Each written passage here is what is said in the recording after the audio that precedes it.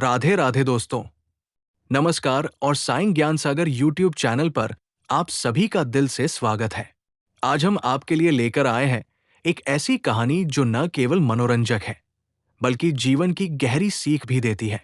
ये कहानी हमें सिखाती है कि प्रकृति के संसाधनों का महत्व क्या है और मानव लालच किस तरह से समाज को नुकसान पहुंचाता है। आपको कहानी अच्छी लगे तो लाइक और शेयर जरूर करें। और अगर आप हमारे चैनल पर नए हैं तो सब्सक्राइब बटन दबाना न भूलें। अब बिना देरी किए चलिए शुरू करते हैं गंगापुर गांव की अनोखी कहानी। गर्मी के मौसम में पानी की कमी आना एक आम बात है। ठीक उसी प्रकार गंगापुर गांव के लोग हर जगह सूखा पड़ जाने की वजह से बहुत ज्यादा परेशान थे और पानी की तलाश में इधर-उधर भटक रहे थे। ये गांव कभी हरियाली से भरा पूरा था, पर अब धरती फट चुकी थी। पेड़ों के पत्ते मुरझा गए थे और पशु पक्षी प्यास से व्याकुल थे। ऐसे में गांव के सबसे ऊंचे पेड़ पर एक बूढ़ा व्यक्ति अक्सर बैठा रहता था, जिसे लोग प्यार से बूढ़े गिद्ध के नाम से पुकारते थे। गांव वाले उन्हें इसलिए गिद्ध कहते थे क्योंकि वे हमेशा ऊंचे स्थान पर बैठकर गांव पर नजर रखते थे, पर उनकी आंखें गिद्ध की तरह शिकार के लिए नहीं बल्कि गांव की रक्षा के लिए सतर्क रहती थी। वे गांव के सबसे बुजुर्ग और ज्ञानी थे, जिन्होंने कई सूखे और बाढ़ देखे थे। उसे देखकर पूछा, अरे भाई, तुम इतनी तेज धूप में ये कढ़ाई लेकर क्यों बैठे हुए हो? कन्हैया ने नशे में धुत होकर जवाब दिया, अरे माधव, तुम्हें देखकर क्या मजा आ गया? मैं इस कढ़ाई में जलेबियां बना रहा हूं। यार, माधव को उसकी बात पर हंसी आई।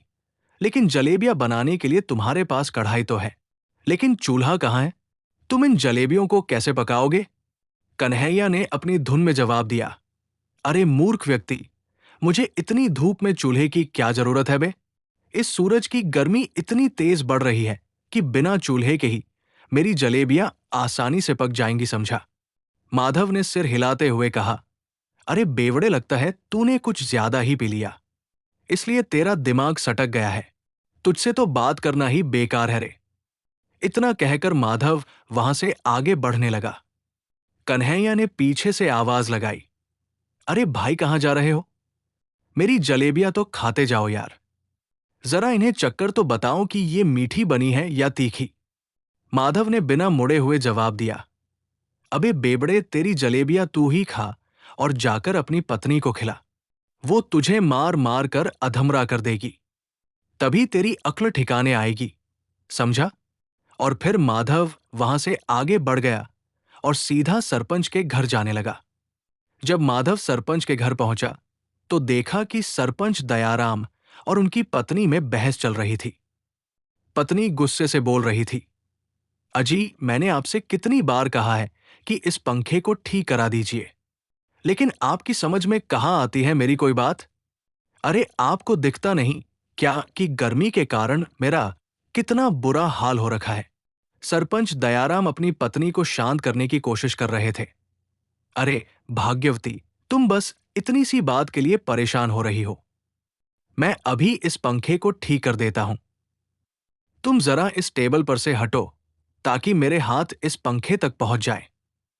भाग्यवती ने शंकित होकर पूछा, अरे आपको पंखा ठीक करना आता तो है ना?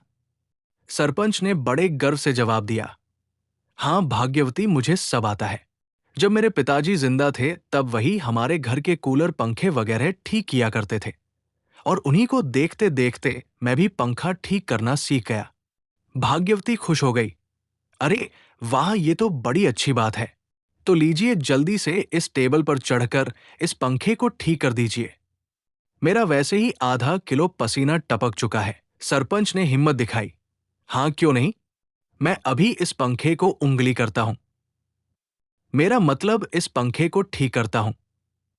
और फिर सरपंच एक टेबल पर चढ़कर उस पंखे को ठीक करने लगे।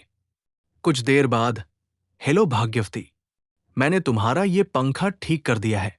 अब तुम जल्दी से इस पंखे का बटन दबा दो। बटन के दबाते ही पंखा चालू हो जाएगा।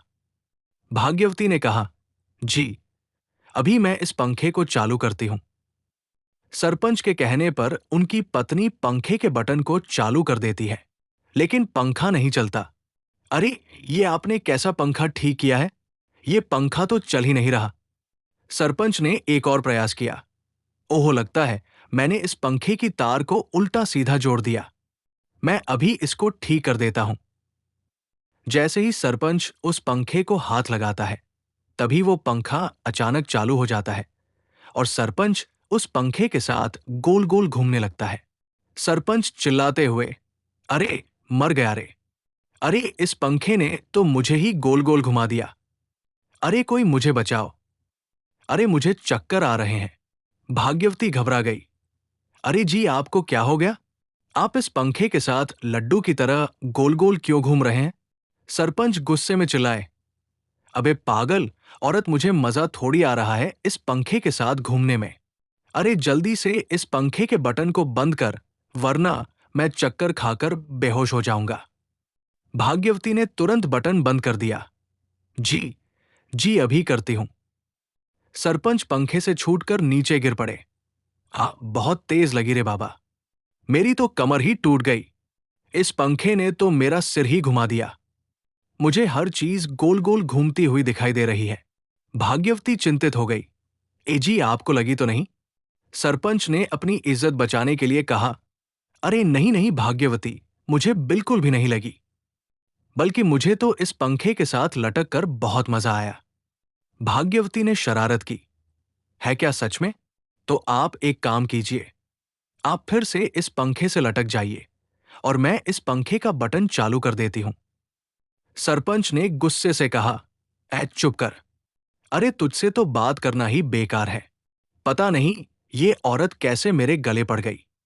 इतना कहकर सरपंच गुस्से में घर के आंगन में टहलने के लिए निकल जाता है। इसी समय माधव वहां पहुंच गया और सरपंच को प्रणाम करके अपनी समस्या बताई। प्रणाम सरपंच जी।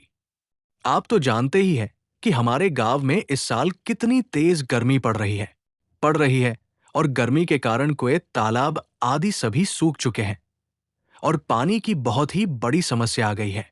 कुछ करिए सरपंच जी, नहीं तो हम प्यासे मर जाएंगे। सरपंच ने चिंतित होकर कहा, मैं जानता हूं माधव कि इस साल हमारे गांव में पानी की बहुत बड़ी समस्या आ गई है और तुम तो जानते ही हो कि हमारे गांव में केवल दो ही कुएं हैं, एक मेरा और दूसरा उस अकड़ू जमींदार कुबेर का। मुझे तो कुछ समझ ही नहीं आ रहा कि मैं क्या करूं। माधव ने चिंता व्यक्त की।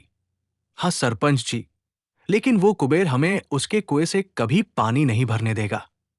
सरपंच जी, आपको कोई ना कोई उपाय तो निकालना ही होगा, वरना गांव के सभी लोग प्यासे मर जाएंगे। तभी बाहर से एक आवाज आई, राधे राधे। सरपंच बाबू, ये आवाज बूढ़े गिद्ध की थी, जो अपनी लाठी के सहारे सरपंच के घर पहुंच गए थे। सभी ने उनको सम्मान से प्रणाम किया। बूढ़े गिद्ध ने कहा, बेटा, मैं देख रहा था कि तुम्हारी और सरपंच बाबू की बातें हो रही हैं।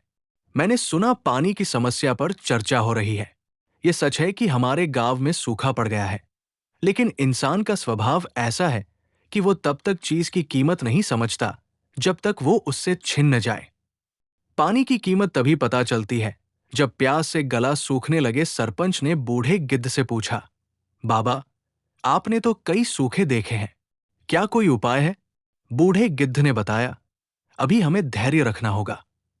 थोड़े दिनों तक अपने जलस्रोतों का सही उपयोग करना होगा। आओ, अभी सरपंच के कुएं से काम चलाते हैं। सरपंच ने माधव से कहा, माधव, तुम मुझे कुछ दिनों का समय दो, तब तक मैं इस समस्या का कोई हल निकालता हूं। फिलहाल तुम अभी अपने घर के लिए मेरे कुएं से पानी ले जा सकते हो। माधव ने कृतज्ञता व्यक्त की। ठीक है सरपंच जी, मैं अभी पत्नी को यहां पानी भरने के लिए भेज देता हूं। वो यहां से मटके में पानी भर के ले जाएगी। सरपंच ने उदारता दिखाई। ठीक है, और तुम गांव की सभी महिलाओं से भी कह देना कि जब तक पानी की समस्या का कोई उपाय नहीं निकलता, तब तक वो मेरे कुएं से पानी भर कर ले जा सकती है। माधव ने कृतज्ञता से कहा, आपका बहुत बहुत धन्यवाद सरपंच जी। आपका ये उपकार मैं जिंदगी भर नहीं भूलूंगा। इतना कहकर माधव वहां से चला गया और गांव की सभी महिलाओं को सूचित कर दिया कि जब तक पानी को लेकर कोई हल नहीं निकलता, तब तक वे सरपंच जी के कुएं से पानी भर सकते हैं। जब माधव घर पहुंचा तो लक्ष्मी उत्सुकता से उनका इंतजार कर रही थी। अरे, आप आ गए। फिर क्या हुआ? क्या सरपंच जी ने पानी की समस्या का कोई समाधान निकाला? माधव ने बताया, नहीं लक्ष्मी, सरपंच जी ने कहा है कि उन्हें कुछ दिनों का समय चाहिए। लक्ष्मी निराश हो गई, तो फिर अब हम क्या करेंगे? क्या अब हमको प्यास से ही मरना पड़ेगा?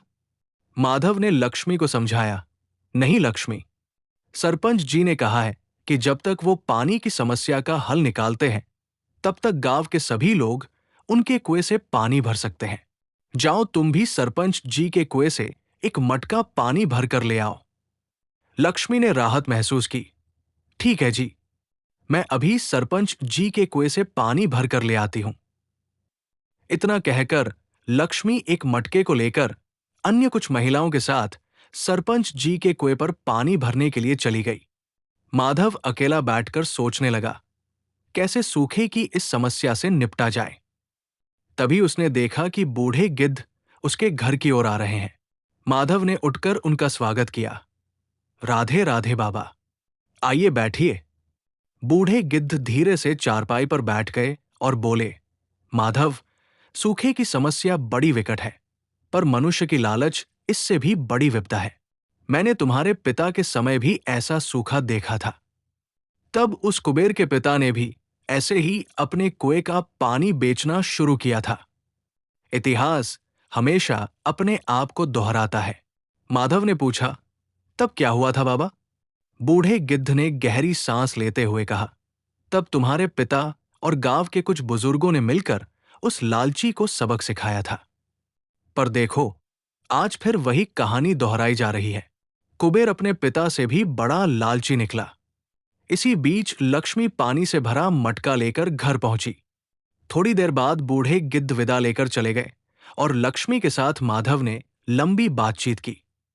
लक्ष्मी ने उसे बताया कि सरपंच के घर जाते वक्त कुबेर के घर के पास से गुजर रही थी, तो उसने कुबेर और उसकी पत्नी की बातचीत सुनी थी। वे अपने कुएं के पानी को बेचने की योजना बना रहे थे। थोड़े दिन और बीत गए। माधव हर रोज लक्ष्मी को पुकारता, लक्ष्मी, ओ लक्ष्मी, कहाँ मर गई? जल्दी इधर आओ। लक्ष्मी गुस्से से जवाब देती, सुनाई दे रहा है, बाहरी नहीं हूं मैं, कहिए क्या काम है?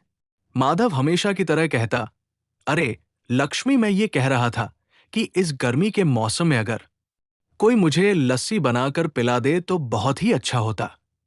लक्ष्मी ने माधव की बात काटते हुए कहा, लस्सी नहीं ऐसी, अगर कोई इस गर्मी में हमारे घर में एसी लगवा दे तो बहुत ही अच्छा होता। माधव मुस्कुराया, अरे वाह, मेरा डायलॉग मुझ पर ही मार दिया। अब जाओ और जाकर मेरे लिए ठंडी ठंडी लस्सी बनाकर लाओ। लक्ष्मी ने जिद की, जब तक इस घर में एसी नहीं लगवाएंगे ना आप, तब तक आपको लस्सी भी नहीं मिलेगी, समझे? माधव ने हैरान होकर कहा, अरे अरे मेरी प्यारी, भगवान, मैंने तुमको किसी चीज के लिए कभी मना किया है क्या? मैं आज ही तुम्हारे लिए घर में एसी लगवा दूंगा। लक्ष्मी मुस्कुराई, है, अब तो मेरे लिए लस्सी बनाकर ले आओ। माधव ने कहा, ठीक है जी, आप मेरे लिए एसी का इंतजाम कीजिए, तब मैं आपके लिए लस्सी का इंतजाम करती हूं। माधव मन में बड़बड़ाया, फिजूल खर्ची करने में ये औरत सबसे आगे है। अगर ये मेरी पत्नी नहीं होती तो मैं इसे मार मार कर इसकी ही रस्सी बना देता, क्योंकि नाम है मेरा माधव और बना देता हूं मैं लोगों को फकीर। लक्ष्मी ने सुना, जी कुछ कहा आपने? माधव ने झट से संभलते हुए कहा, अरे नहीं नहीं लक्ष्मी, मैं तो बस ये सोच रहा था कि घर में एसी कब लगवाऊं और कितने लगवाऊं। एक या फिर दो। तुम मेरे लिए लस्सी बनाओ, मैं अभी बाहर से टहल कर आता हूं। माधव घर से बाहर निकला और अपने आप को ठंडा करने के लिए गुनगुनाने लगा, ठंडे ठंडे पानी से नहाना चाहिए, अपनी परेशानी को दूर भगाना चाहिए। हाँ, इस गर्मी में ठंडे पानी से नहाने का मजा ही कुछ और होगा। इसी बीच गांव के मंगू नाम के एक मजदूर को इतनी तेज गर्मी लगी कि वो सरपंच के कुएं के पास जाकर नहाने लगा। तभी जमींदार कुबेर वहां आ गया और चिल्लाया, ओए मंगू, ये तू क्या कर रहा है? मंगू ने डरते हुए कहा, जी मालिक, मुझे बहुत गर्मी लग रही थी। कुबेर गुस्से में बोला, तेरी ये मजाल, तू मुझसे ऊंची आवाज में बात करे। रुक, तुझे अभी बताता हूं। मंगू ने हाथ जोड़े। अरे मालिक, आप यहां कब आए? मुझे माफ कर दीजिए।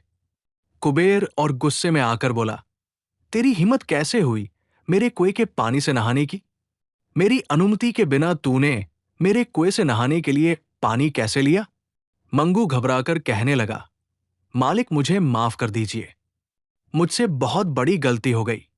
अब मैं आइंदा ऐसी गलती दोबारा कभी नहीं करूंगा। कुबेर ने डंडा उठाया, तूने मेरे कुएं का एक बाल्टी पानी बर्बाद किया है। सजा तो तुझे मिलेगी, बराबर मिलेगी, क्योंकि नाम है मेरा कुबेर और बना देता हूं मैं लोगों को फकीर। और फिर वो जमींदार मंगू की डंडे से जमकर पिटाई करने लगा। मंगू चिल्लाने लगा, मालिक मालिक, मुझे छोड़ दीजिए, बहुत तेज लग रही है। अरे कोई बचाओ, मम्मी। तभी कुबेर की पत्नी चंदा वहां आई। अरे क्या हुआ जी, आप इस मंगू को क्यों मार रहे हो? कुबेर ने कहा, चंदा, इसने मेरी अनुमति के बिना मेरे कुएं से पानी लिया है, मैं इसको छोड़ूंगा नहीं। मंगू ने गिड़गिड़ाते हुए कहा, मालकिन मुझे बचा लीजिए, वरना मालिक मुझे मार मार कर मंगू से नंगू बना देंगे। चंदा ने कहा, अजी छोड़ दीजिए इसे, अब ये दोबारा ऐसी गलती कभी नहीं करेगा। मैंने आपके लिए लस्सी बना दी है, चलिए ना लस्सी पीकर अपने दिमाग को ठंडा कर लीजिए। मंगू ने आंसू पोंछते हुए कहा, मालकिन उधर मुखिया जी अपने कुएं से गांव के सभी लोगों को पानी भरने देते हैं, और इधर मैंने मालिक के कुएं से एक बाल्टी पानी क्या ले लिया? इन्होंने तो मुझे मार मार कर अधमरा कर दिया। कुबेर और गुस्से में आकर बोला, हरामखोर नमक मेरा खाता है और गुण उस मुखिया के गाता है। अरे नाम है मेरा कुबेर, तुझे मार मार कर बना दूंगा फकीर, समझा? ऐसे ही कुछ दिन बीत जाते हैं। गांव के सभी लोग मुखिया जी के कुएं से पानी भरकर लाया करते थे, लेकिन किस्मत को कुछ और ही मंजूर था। मुखिया जी का कुआं भी अब सूख चुका था, जिसके कारण लोग पानी के लिए इधर उधर भटकने लगे। गांव के लोग आपस में चर्चा करने लगे, अरे भाई, हम क्या करें अब? हर जगह सूखा ही सूखा पड़ा हुआ है, और अब तो मुखिया जी का कुआं भी सूख चुका है। दूसरा व्यक्ति बोला, हाँ भाई, इतने बुरे दिन तो मैंने अपनी जिंदगी में आज तक नहीं देखे। एक वो दिन था जब हम सभी के पास पर्याप्त पानी था, और अब हमें पानी की एक एक बूंद के लिए दर दर भटकना पड़ रहा है। तभी मुरली वहां आया। अरे क्या हुआ गांव वालों, तुम सब यहां भीड़ लगाकर क्यों खड़े हो? क्या यहां पर कोई तमाशा होने वाला है क्या? रामू ने जवाब दिया, हाँ मुरली भाई, हम सभी की मौत आने वाली है, बस उसी को देखने के लिए हम सभी यहां पर खड़े हुए हैं। मुरली चौंका, क्या ये तुम क्या कह रहे हो भाई? मैं कुछ समझा नहीं। रामू ने समझाया, अरे मुरली भाई, हम सभी लोग पानी की समस्या को लेकर चिंतित हैं। पहले हम सभी मुखिया जी के कुएं से पानी लाया करते थे ना, लेकिन अब वो कुआं भी सूख चुका है। अब हम क्या करें? मुरली ने कहा, अरे करना क्या है भाई, हम सभी को मुखिया जी के पास चलना चाहिए, अब वही कुछ रास्ता निकालेंगे। इतना कहकर गांव के सभी लोग मुखिया जी के घर पहुंच जाते हैं। सभी ने कहा, प्रणाम मुखिया जी, पानी का कुछ बंदोबस्त कीजिए। गांव के सभी लोग पानी को लेकर बहुत ही ज्यादा परेशान हैं। मुखिया जी ने निराशा से कहा, देखो गांव वालों, मेरे पास एक ही कुआं था जिससे हम सभी ने कुछ दिनों तक पानी पिया, लेकिन आप सभी भली भांति जानते हैं कि वो कुआं अब सूख चुका है। अब तो मेरे खुद के पानी के लाले पड़ गए हैं।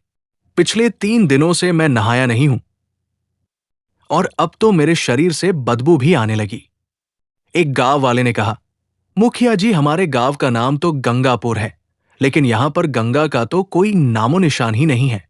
मुखिया जी ने कहा, गांव वालों, जितना मुझसे हो सका उतना तो मैंने तुम सभी के लिए किया, अब मैं कुछ नहीं कर सकता, अब तो ऊपर वाला ही हमारी मदद कर सकता है। मुरली ने सुझाव दिया, मुखिया जी, अभी भी एक रास्ता बचा हुआ है, हमें जमींदार के पास चलना चाहिए, क्योंकि उनके कुएं में अभी भी पानी है और उनका कुआं बहुत ही बड़ा और गहरा है। उस कुएं के पानी से हम सभी की प्यास बुझ सकती है। मुखिया जी ने हिचकिचाते हुए कहा। ये तुम क्या कह रहे हो मुरली? क्या तुम नहीं जानते कि वो जमींदार कितना अकड़ू और लालची है? वो हमारी मदद कभी नहीं करेगा, मुरली ने जिद की। लेकिन मुखिया जी, एक बार जमींदार जी से पूछने में क्या जाता है? और वैसे भी अब हमारे पास कोई चारा नहीं है। मुखिया जी ने कहा, ठीक है भाई, जैसी तुम्हारी मर्जी। हम एक बार उस जमींदार से भी पूछकर देख लेते हैं। और फिर मुखिया जी सभी गांव वालों को लेकर जमींदार कुबेर के घर पहुंच जाते हैं। कुबेर ने तंज कसते हुए कहा, अरे मुखिया जी, क्या आज मेरे घर पर दावत है जो आप सभी गांव वालों को लेकर मेरे घर आ गए? मुखिया जी ने विनम्रता से कहा, अरे नहीं नहीं कुबेर, हम सभी यहां दावत खाने के लिए नहीं आए हैं, बल्कि हम तुझसे कुछ मांगने आए हैं। कुबेर ने व्यंग्य से कहा। अरे मुखिया जी, ऐसी क्या बात आ पड़ी जो आप सभी को मेरे सामने हाथ फैलाने पड़ रहे हैं? मुखिया जी ने समझाया, देखो कुबेर, गांव के सभी लोग पानी की समस्या को लेकर बहुत ही ज्यादा परेशान हैं, और मैं चाहता हूं कि तुम अपने कुएं से सभी लोगों को पानी भरने की अनुमति दे दो। कुबेर ने तुरंत मना कर दिया। अरे मुखिया जी, ये आप क्या कह रहे हैं? ये कुआं सरकारी थोड़ी है जो मैं सभी लोगों को इसमें से पानी भरने की अनुमति दे दूं। मैं अपने कुएं से किसी को पानी नहीं भरने दूंगा। आप सभी यहां से जा सकते हैं। मुखिया जी ने निराश होकर कहा, ठीक है भाई, जैसी तुम्हारी मर्जी। गांव वालों, मैं इस विषय में अब कुछ नहीं कह सकता, क्योंकि ये कुबेर का निजी कुआं है। अब हमें यहां से चलना चाहिए। और फिर मुखिया गांव के सभी लोगों को लेकर वहां से जाने लगते हैं। तभी चंदा कुबेर के कान में कुछ फुसफुसाने लगी। चंदा ने कहा, अरे ये आप क्या कर रहे हैं जी? इतना अच्छा मौका आप अपने हाथ से क्यों जाने दे रहे हैं? कुबेर ने पूछा। तुम कहना क्या चाहते हो चंदा? मैं कुछ समझा नहीं। चंदा ने सुझाया, अरे आप मुखिया जी से कहिए कि आप सभी को पानी देने के लिए तैयार हैं, लेकिन गांव के सभी लोगों को एक मटका पानी के 10 रुपए देने होंगे। ऐसा करने से हम घर बैठे पैसे कमा सकते हैं। कुबेर की आंखें चमक उठीं। अरे हां, ये बात तो मैंने पहले सोची ही नहीं।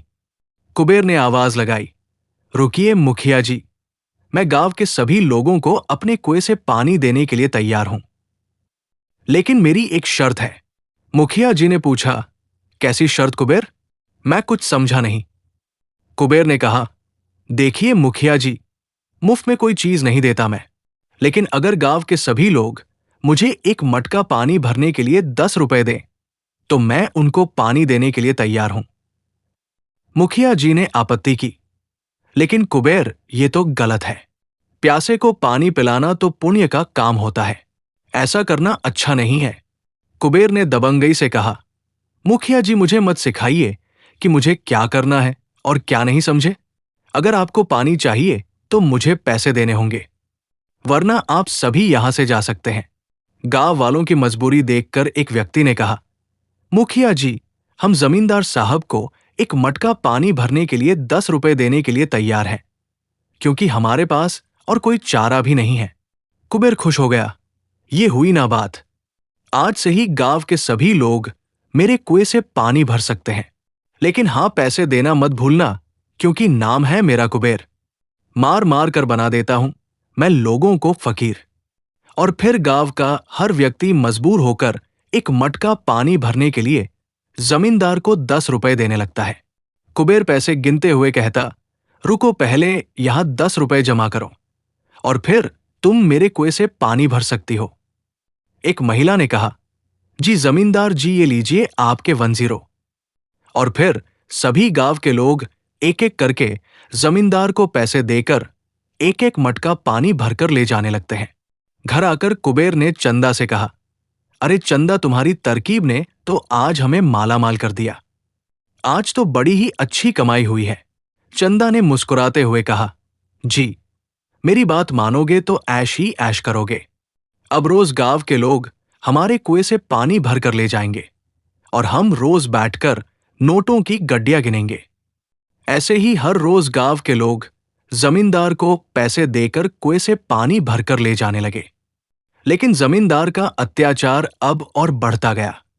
उसने अब पानी का दाम 10 रुपए से लेकर सीधे 50 रुपए तक बढ़ा दिया।